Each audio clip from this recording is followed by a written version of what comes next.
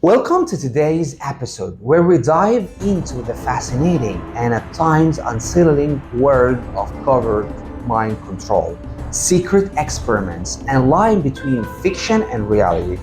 We'll explore the concept of the Manchurian Candidate, a term that has come to signify a person brainwashed into performing acts of espionage or assassination even without even being aware of it. It's an idea that has long captured public imagination, one that feels ripped from the pages of a spy thriller, yet rooted in chilling historical experiments. The origins of this concept are deeply tied to MK Ultra, covert CIA program that began in the 1950s. Under MK Ultra, the government explored techniques for mind control, often through the use of drugs, hypnosis, and psychological conditions. One of the most infamous aspects of these experiments was the use of substances like LSD and other chemicals designed to erase or manipulate memory, turning ordinary people into unwitting agents of chaos. These projects aim to create individuals who could be programmed to carry out missions without retaining any memory of their actions, essentially real-life Manchurian candidates. But here's where things get even more intriguing. Hollywood has brought this concept into the mainstream, most notably in Captain America: Civil War. In the Marvel Cinematic Universe, we meet Bucky Barnes, known as the Winter Soldier, a perfect representation of the Manchurian Candidate. Bucky is a soldier turned assassin, brainwashed of Hydra, a Nazi scientist who is ultimate bad guy in the movie, using a mix of psychological reprogramming and advanced technology. Hydra wipes his memory repeatedly and uses a set of trigger words to control his actions, transforming him into a deadly, unthinking weapon. It's a storyline that raises the question: how much of this pure fiction and how much is inspired by real-world events? As we delve into today's discussion, we'll examine how the themes of MK Ultra and memory manipulation intersect with the Winter Soldier's storyline, explore the ethics of such experiments, and consider whether the line between science fiction and government reality is thinner than we'd like to believe. Well, Patrick, it's good to be here again. Likewise.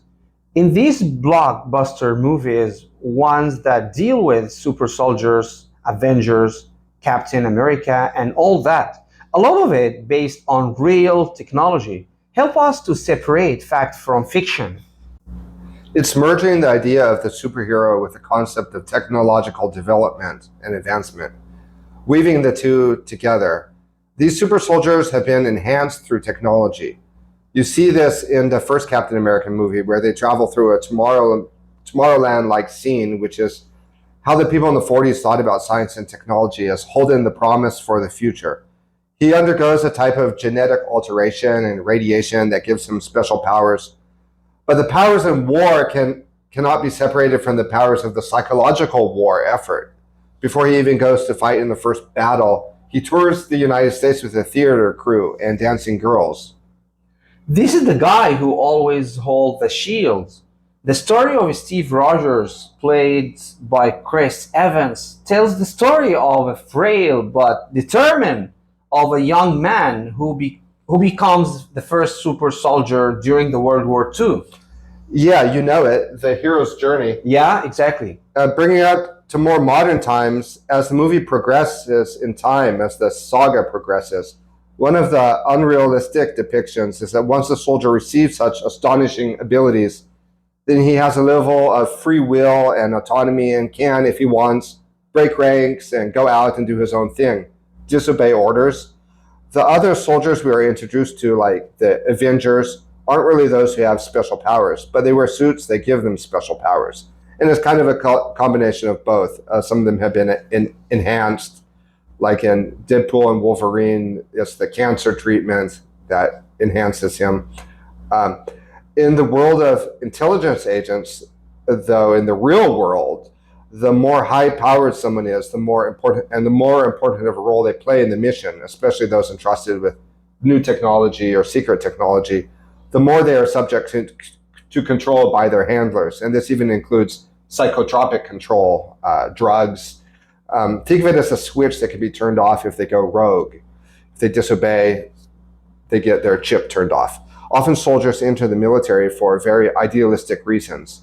The more they see, the more disillusioned they become. The mind control programs of the 60s and 70s, collectively referred to as MK Ultra, or I guess it started in the 50s, like you said in your introduction, are famous for the CIA figuring out how to control individuals.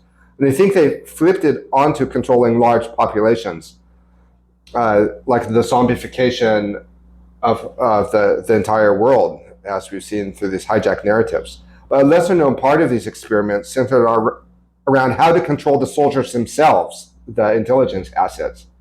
They wanted to create remote control assassins that could go out and kill famous people, peace activists, politicians, and rock stars without leaving any trace to the agency. And essentially, they wanted agents who could take the fall for these murders, as well as ones whose memories could be erased. We know a lot of their techniques through an investigation that was done by Congress in the 70s. Well, Patrick, I understand the intelligence apparatus use patches. What are these patches?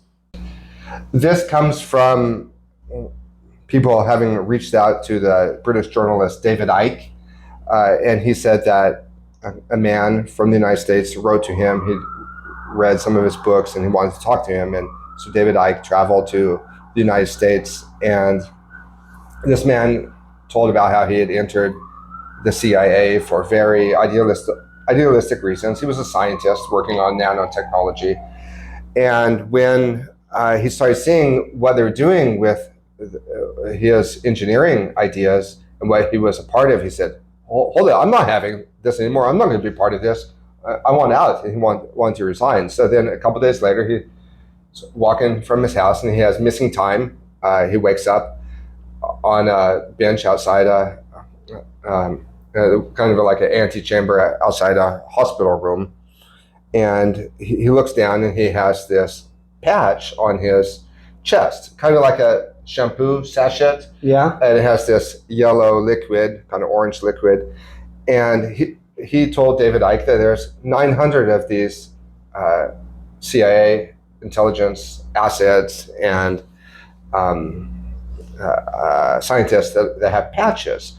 And what it is they've manipulated your body in such a way. Really? That, yeah, and when he had the missing time, he was kidnapped, and then they did the surgery, and they manipulated his body to such a way that it depends on this patch dropping this liquid into his chest. And so every couple of weeks he has to go and he has to have his patch replaced. And they told him that if you don't have your patch replaced, you will die a horrible death. And one time he said, just to see if they're bluffing or not,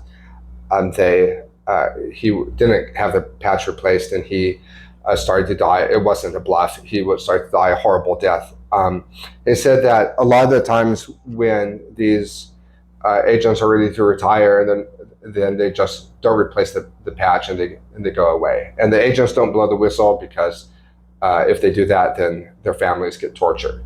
So, and that's what I found too. A lot of talking with people that are in these kind of programs. Most of them are eventually killed or dismissed in some way or the other after, sometimes even put in jail after their term of service has ended. But he said to David Icke, I'm actually holding out on technology, that letting them think that I have technology that I'm holding back on just so that they won't dispose of me.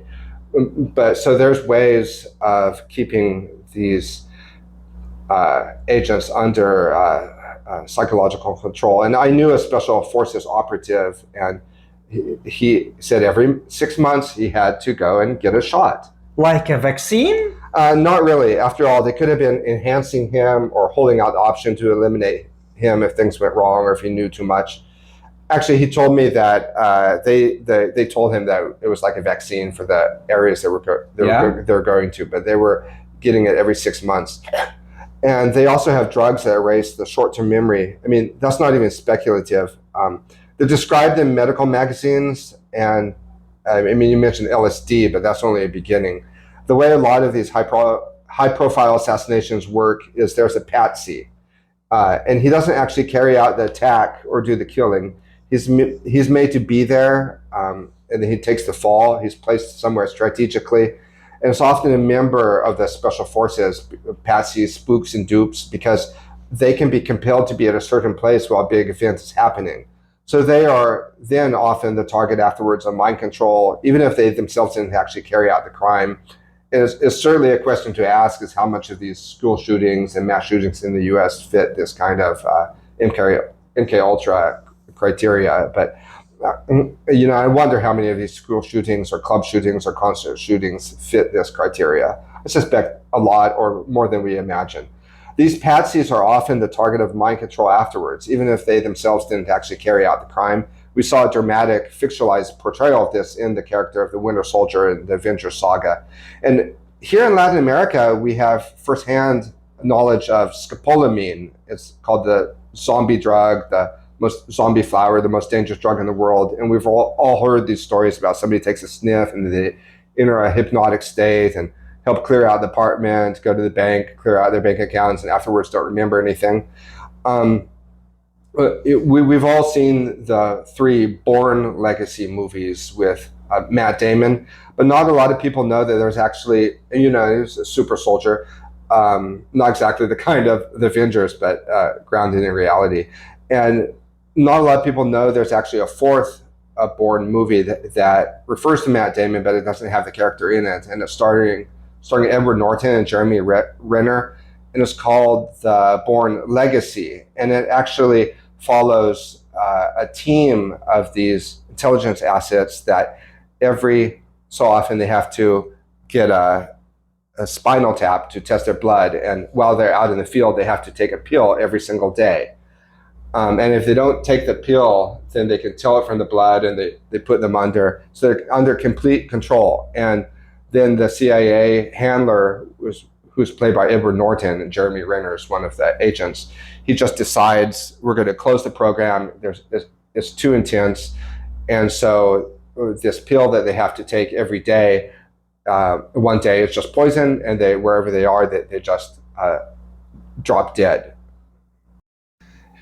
In Civil War, we see the Winter Soldier, who is, like you mentioned so eloquently in your introduction, under the control of Hydra, Nazi doctor, and exactly. Somebody actually gets a hold of the codes. They torture one of his handlers so they can get a hold of the code that triggers this Manchurian Candidate, this Winter Soldier, and is very fascinating. And the Captain America movies, the Avengers, a lot of it is based on real technology, although some of it is fiction. But what appeals to me is the basis for which it's based on technology. So, for example, in the 2015 film Ant-Man with Michael Douglas, that's like a metaphor for what you can do with nanotechnology. And I know they have these miniature robots that are like the size of an insect, and they can fly into houses and have video cameras. And it's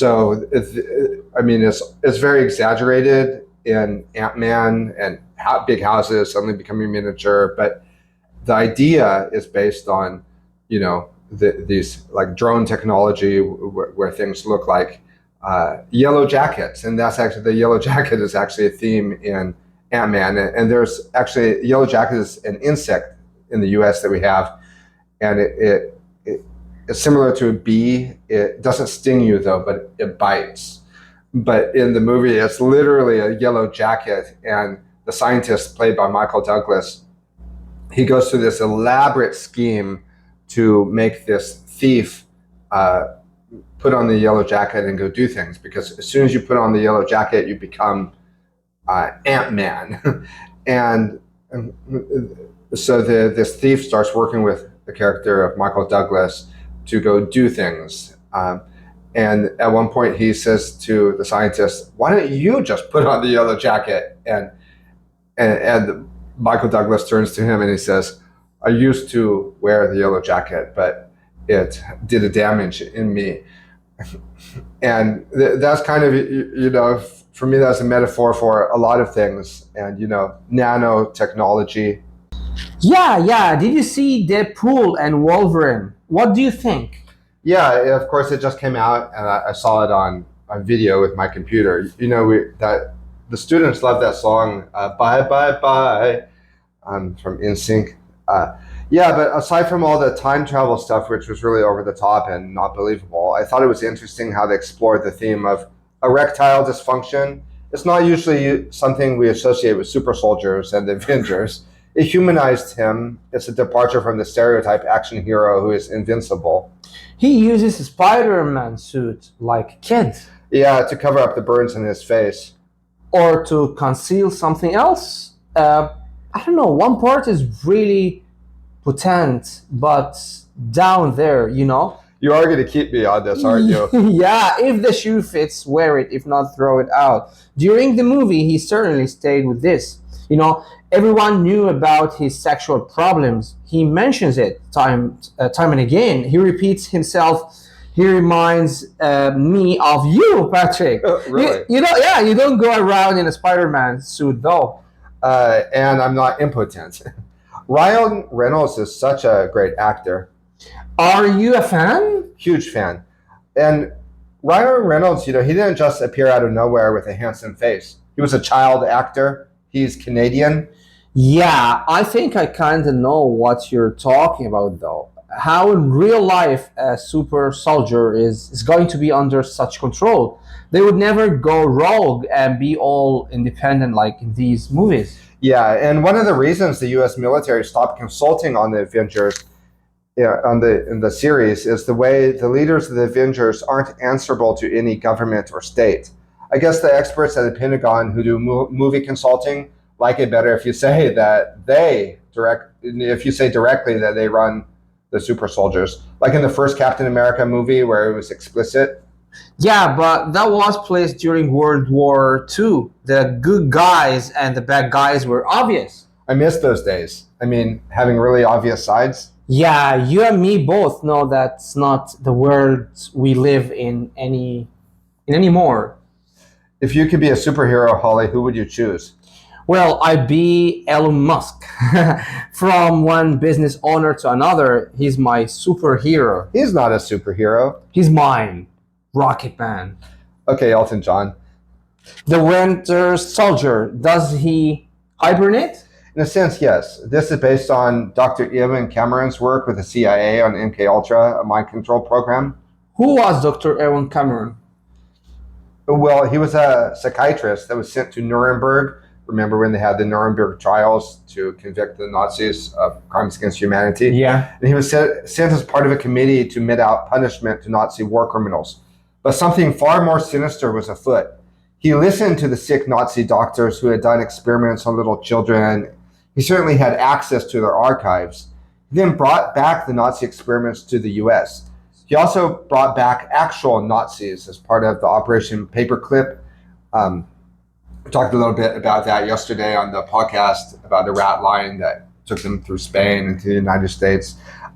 In the 50s, the US children were sent to these underground laboratories where they were tortured and sick experiments were undertaken, all carried out in the name of fighting communism. This is a program Kamala Harris's mother participated in, all under the watchful eye of American and Canadian universities. So Dr. Cameron oversaw the transfer of the Third Reich and Nazi ideology to the United States. And a lot of what we know about MKUltra came out in the congressional committee in the 70s called the Church Committee. And so one of the things they did with these children is they would be chained up to beds in the basement of universities, some in California, others at universities in Montreal. And they would be given electroshocks and drugs, sometimes amphetamines, to be able to stay awake for weeks so they wouldn't be able to sleep. And all the time you're getting electric shocks and then made to sleep for weeks and weeks and then woken up with electric shocks. They were practicing erasing memory through trauma. So they not only drugs, but working on erasing memory through trauma, sensory deprivation. And a lot of this actually was imported to El Salvador and Guatemala in the prison camps that the CIA run. They even figured out a way how to make people do self-crucifixion, where you have to stretch out your arms and you'd be connected to wires, and you have your eyes covered up, and you'd have muffs over your ears so you couldn't hear anything. And you would have to hold your hands in a stressed position, and they had the wires so that if you dropped your arms, you would be electrocuted. And so you can imagine after a few days of holding yourself up like this, not eating, not sleeping, you start to go crazy. And they call it self-crucifixion because after a while, your shoulders break, but you prefer keeping it up than getting shocked. And when they actually released photos of the Guantanamo Bay inmates who were captured in Afghanistan and Iraq and taken to the military base at Guantanamo Bay, Cuba, the pictures of them with hoods over their eyes and standing up and looking at wires, for those who are familiar with these kind of torture techniques, it'd be very recognizable. There's even an economic theory that's coming out of Chicago that's the shock doctrine, where the idea is you shock an economy and start over. So this is very real.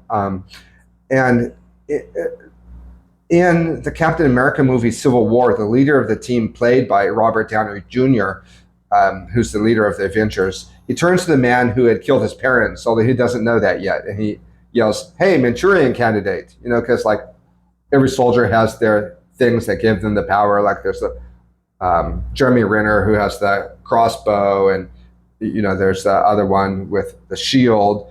But it's interesting. The team leader, he says, "Hey, Manchurian Candidate."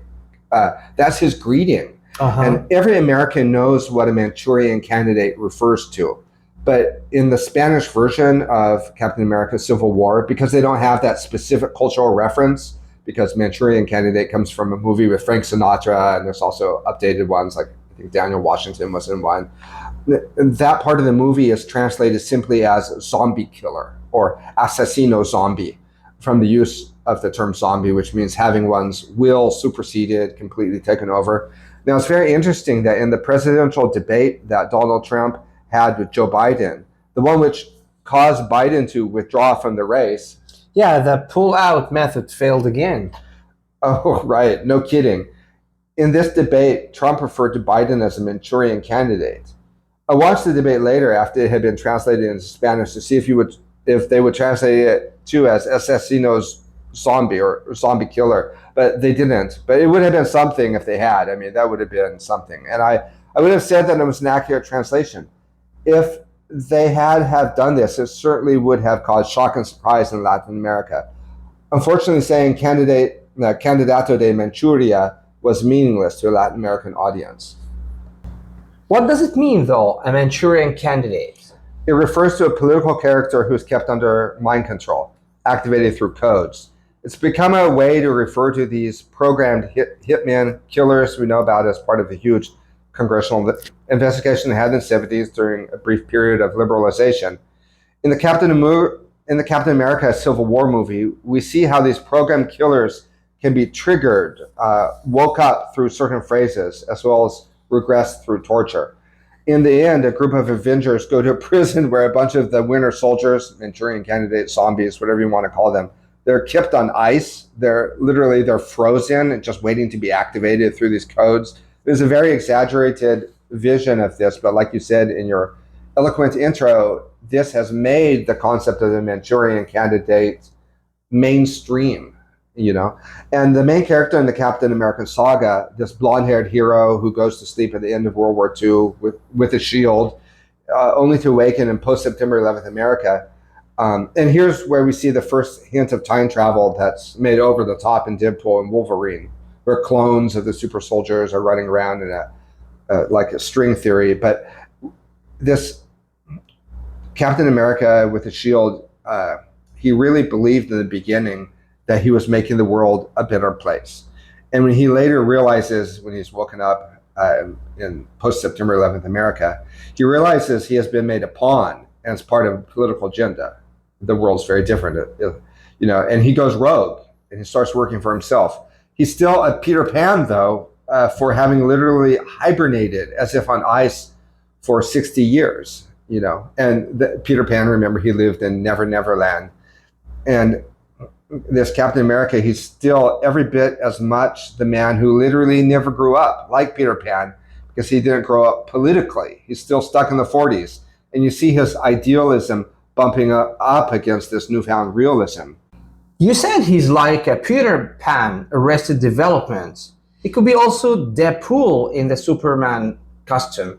Part of him is really developed, really strong, but another part is impotent. Okay, so we're going to talk about this again. You mentioned Peter Pan. Didn't the author of that book have a hormonal disorder? He could never be with a woman, just like Peter Pan could be with Wendy if he wanted to, but instead chooses the fairy Tinkerbell because Peter is a boy who won't grow up. Peter Pan has become a metaphor for someone who never grows up. But still, a superhero with impotence? It's original. What's funny in the movie is how the character played by Ryan Reynolds keeps talking to people about this problem he has, even with strangers, like in the taxi shuttle with a family. He makes it clear that now sex isn't on the menu. There's always Viagra. The movie Ryan Reynolds made with The Rock, Red Notice, where they were both art thieves. I saw it on a bus to Quito one time. Yeah, every other line from Reynolds was a joke referring to unresolved conflicts in school or trying to be seen as the top in an American school setting, with the theme of trying to please his father underneath. What impressed me was just the sheer quantity of jokes with arrows pointing in the direction of the high school brat. For me, it was inspiring seeing this kind of humor. I guess you call it an irreverent humor. It's also that Ryan Reynolds is famous for breaking the fourth wall. What's breaking the fourth wall? Well, it's when you comment, the characters sometimes acknowledge it. You comment to the audience, but it's not really, because it's the character acknowledging the absurdity of their situation in a theatrical way that feels self-aware, almost as if they're commenting to the audience. They don't address the audience directly. The character helps narrate in a way that happens in life, because there's actually this kind of comedy in real life that you hear. It's like a wink to the audience, openly acknowledging the fictional nature of what's happening. On the Cartoon Network, SpongeBob and Regular Show are really good examples of shows that break the fourth wall. But yeah, Ryan Reynolds has been inspiring me seeing this kind of comedy. And in Red Notice, I really love the depiction of a thief, but who's also a sensitive thief. The smart ass who refuses to take life too seriously. And breaking the fourth wall, it's kind of hard to describe, but it's based on a type of adolescent humor, like they're watching themselves. And in movies, the effect is quite striking. It's kind of like US schoolboy humor. And remember not to take us too seriously. If you enjoyed this episode, drop us a comment below and don't forget to like. We don't know you're a listener until we hear from you. Please let us know how you keep in touch with the show. Do you listen on Facebook, YouTube, or BitChute? Keep thinking, stay active, question more. For Holly and Patrick, that's all for now. See ya, don't wanna be ya. Take care for now.